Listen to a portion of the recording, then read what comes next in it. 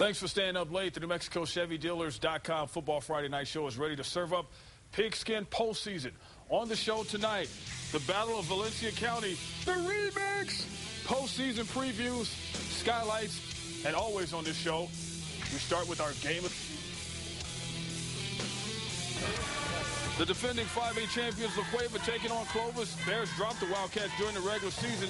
Could they do it again in the state quarterfinals? First quarter, 8:20 to play on the second and 13, and Ronnie Daniels going the distance. 45 yards for Mr. Daniels, and yes, he's making another cartoon.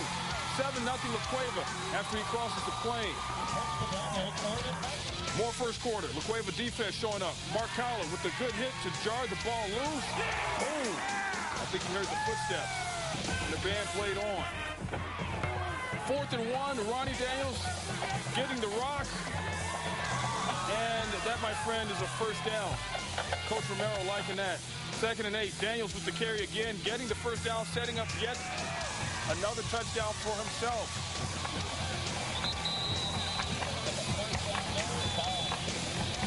Daniels muscling his way for 17 yards and the goodies at the end, the touchdown. La Cueva taking a comfortable 14-0 lead.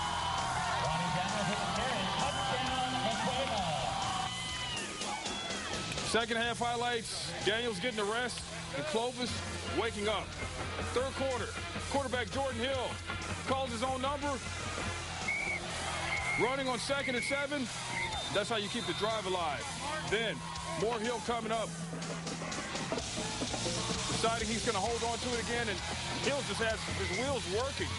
Bought those shoes at Walmart late last night, didn't he? They're working good. 4th and 3 now. Hill making plays with his arm. The fake, like he's going to run again. Everybody bought it. Raymond Beecham in the end zone, 14-7. Here comes the Wildcats. They are used to playing in the playoffs. You know, Eric Roanhouse guys know a lot about the postseason. Moving the ball again, Clovis and Karan Wiggins wiggling his way into the end zone, 24 yards out. It's all tied up at 14. Bears, what are you going to do? Got to put together a game-winning drive. And if you're going to do that, who do you give the ball to? Ronnie Daniels must have the rock. Ronnie Daniels getting the good carry to midfield. The ball on the 23-yard line. Daniels. Shake and bake. It's going to make our photographer shake also because the play is coming his way. Daniels in for the game winner. La Cueva wins it 21-14. They put up a great third quarter there defensively, and I was real proud of our kids coming through in the fourth quarter, putting a drive together, take the lead, and I'm just proud of that offensive line. It's everything or nothing. We knew that last drive, we knew we had to get in the end zone to score to win the game. So I give it all up to my offensive linemen because they were battling inside because there are some big guys in there for Clovis, and they put it through for me. What a great game to watch. La Cueva gets the winner of our next game in the semis. It's a Skylights game. Barb Martin and Kerry Olson stay close tonight. Starting in Rio Rancho at Cleveland High School, tonight's visitor is Southwestern Power and last year's 5A runner-up, Mayfield. The Trojans are known for being tough in the postseason, just like Clovis. They face a Cleveland team that has taken Class 5A by storm, pun intended. 1, 2, 3. Cleveland Storm hosting the Mayfield Trojans. And like I said, Sky Ranger was there, and Sky Ranger doing business from the air. Overhead look, and just before the half, Mayfield driving in the handoff to the fullback. Gets all the way to the 10. Then Brandon Bedcourt. Here's his name called. And Brandon into the end zone for the score. Mayfield going up with the first touchdown. Mayfield will actually lead it before Cleveland would start doing anything. Adam Grove takes the kickoff for a good return for the Storm. That's going to set his quarterback up, Kolgowski.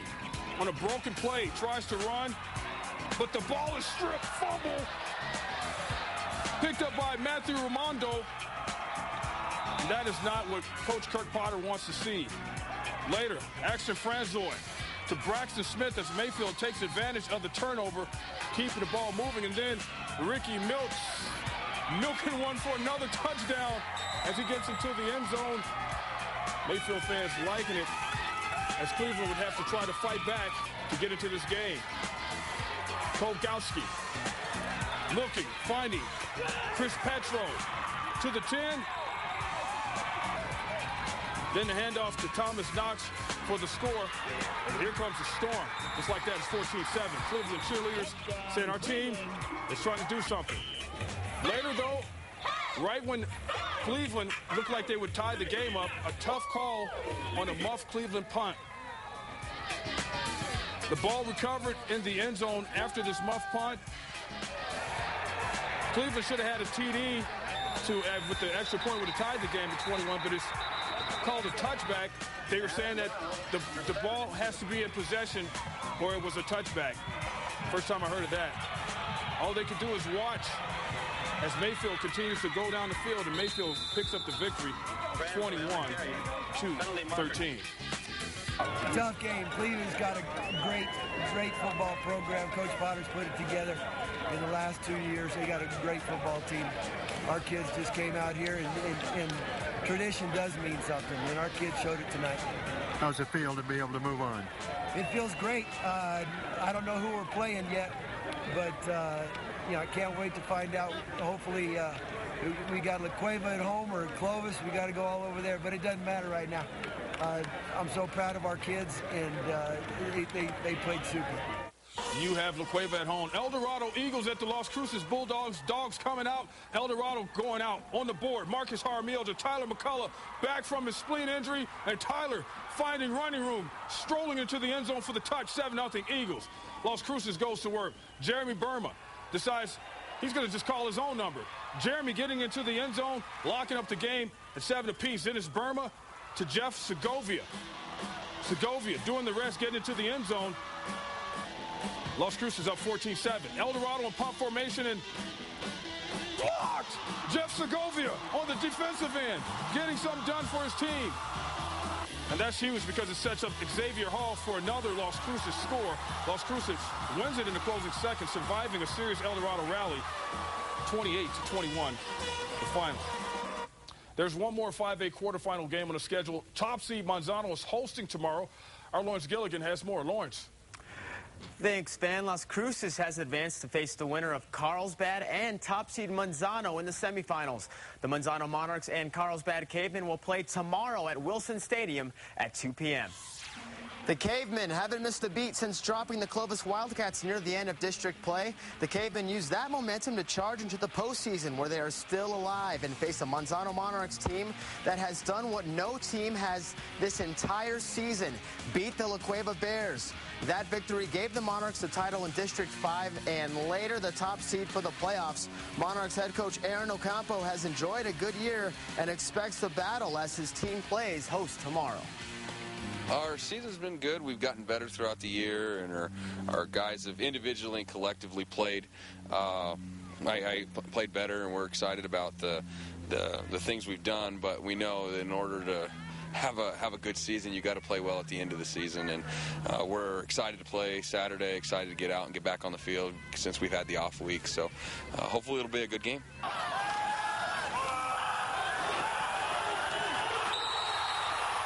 Carlsbad runs a no-huddle offense. They have a very fast running back, so we've tried to we don't have a guy as fast as Galindo, but we have used a no-huddle offense. Luckily, their offense is similar to ours, and our guys are accustomed to running no-huddle, so we've tried to run a real fast pace, getting our defense ready for them. And then their defense is challenging. You know, they do a couple different coverages and different things, so we've just been trying to prepare like we do for every game, and hopefully, you know, we'll play well Saturday. And with that said, Van, my 5A pick is in the bag. Manzano has played the most consistent as of late. So the Monarchs is who I am rolling the dice on to win it all in Class 5A. Van, back to you. Wow. Gilligan going all out. NMFFN.com's Kyle Henderson joins us now to talk about the 5A postseason as we head to the semifinals next week. Who you got?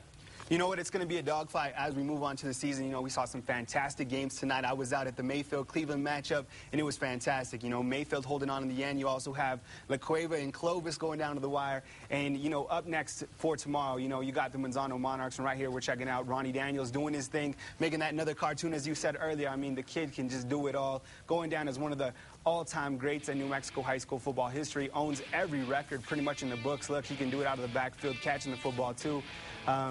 And as you know, Manzano had to score 56 points to beat La Cueva that first time around. So it's going to set up some interesting semifinals if Manzano can get past Carlsbad tomorrow. It's going to set up some interesting semifinal matchups right here. We're still seeing Ronnie Daniels doing his thing, and we'll see how it goes. All right, so you're saying La Cueva, I think. I'm reading like you're saying La Cueva there. You know what? It's going to be hard to go against the Bears just because you had to score 56 points to beat them the first time go-round. All right, all right.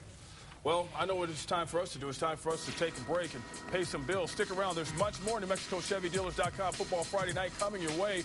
More skylights are on the way as the Battle of Valencia County, the remix unfolds. And that other team from Valencia County, the Jaguars, talk about their upcoming playoff matchup at top-ranked and undefeated Goddard. It's all on the other side. Good, good, good. Clap that up. Your color already. Hurry up, guys.